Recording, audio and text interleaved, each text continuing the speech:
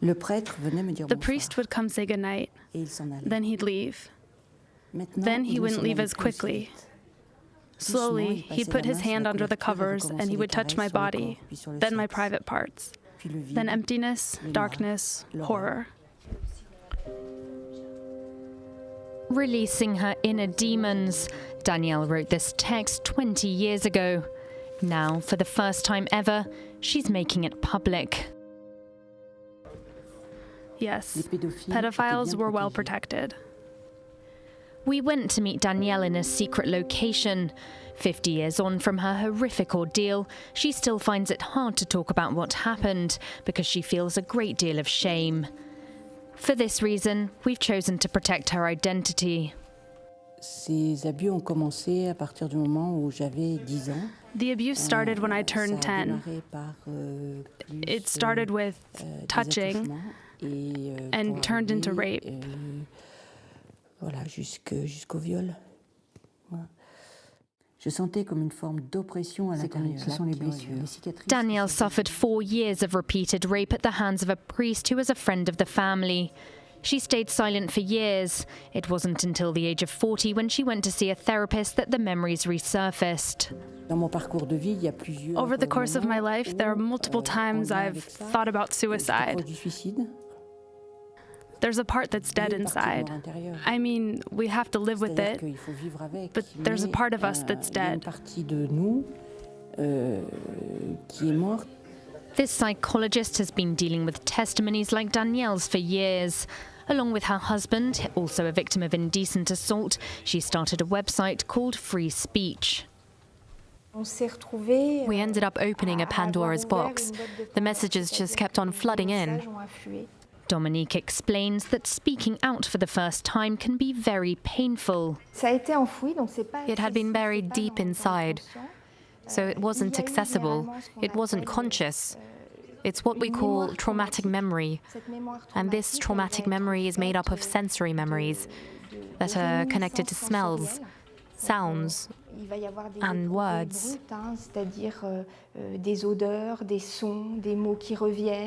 Someone all too familiar with this phenomenon is Jean-Pierre Martin-Vallas. He was a victim of indecent assault while at a Jesuit college in Paris in the 50s. He'd completely erased what happened from his memory. Then when his parents died, it all came flooding back.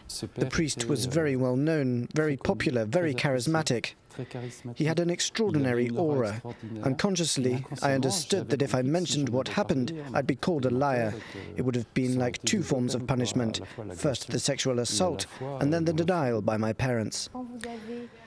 When the man who assaulted you is sitting at your dinner table one Sunday, you say, "No one will believe me." It seemed so unlikely that so many children had not spoken out.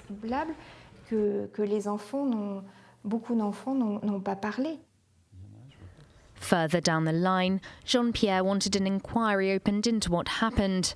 Very quickly, testimonies began to surface. After an attack like that, you carry this weight around on your shoulders, and you learn to live with it. You learn how to move on, even if it means having to adapt. Then as soon as you can get the opportunity to get rid of that weight, you do it, and everything's better. But the Jesuits didn't understand that.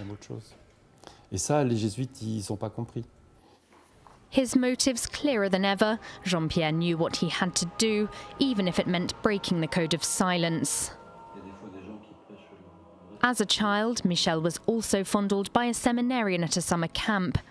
He's now trying to track down his attacker, even though it's too late to press charges. There shouldn't even be a time limit. It's as simple as that. There shouldn't be a time limit in the civil courts, nor should there be a limit in the church. There shouldn't be any kind of time limit. And when a claim is made, they should take drastic measures.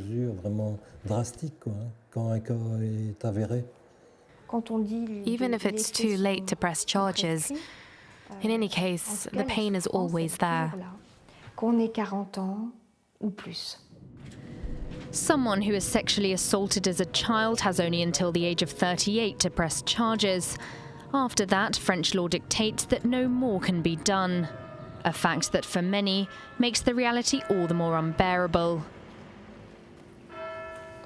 Michel was outraged by the recent comments made by the Archbishop of Lyon. He stands accused of failing to report paedophile acts in his diocese.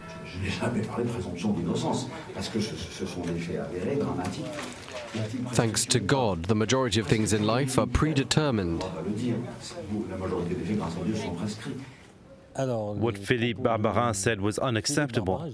And no, I won't call him by his title, for he's certainly not a gentleman, and definitely not my Lord. How can he say that things like this happen thanks to God? That's no defense. I really hope that he will go on trial and that he'll resign. He doesn't deserve to be where he is. After numerous scandals over the past few months, the Church of France is taking action. They've opened up counselling centres in each diocese, a move they hope will start to heal the wounds of victims across the country.